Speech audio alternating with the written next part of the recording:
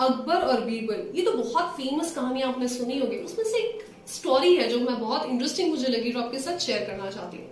उसमें क्या होता है कि बार बार बीरबल को लोग इतना अप्रिशिएट करते, इतना पसंद करते, उसके दिमाग की तारीफ करते हैं कि एक बार अकबर बादशाह को उससे बड़ी जेलसी होने लग गई कि सब इसके दिमाग की इतनी तारीफ क्यों करते हैं। तो उनका मन किया उसकी टांग खिंचाई करने का, ताकि थोड़ा उसे डोमिनेट कर सके। तो बीरबल को एक बार अकबर पूछते हैं कि एक बात बताओ, अभी तुम ऊपर आए दरबार में, तुमने कितनी सीढ़ियां चढ़ी, क्या तुम्हें पता है?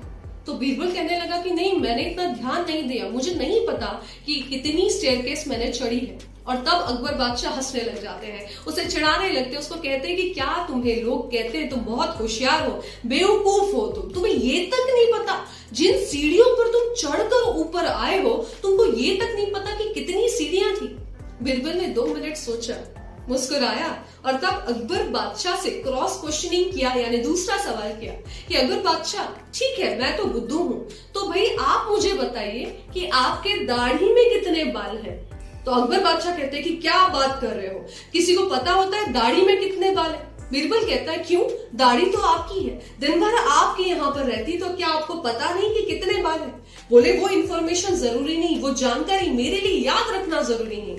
तो बीरबल कहता है तो ठीक है, तो मुझे ये बताइए कि आज महारानी ने हाथ में जो चूड़ियां पहनी है, कितनी चूड़ियां हैं? वो तो कम है, वो तो आप गिन सकते थे, तो बताइए कितनी चूड़ियां हैं उनके हाथों में? अकबर बादशाह हकबकाए रह गए, सर झुकाने लगे और सोच में पड़ गए और कहे बीरबल मैं तो नहीं जानता।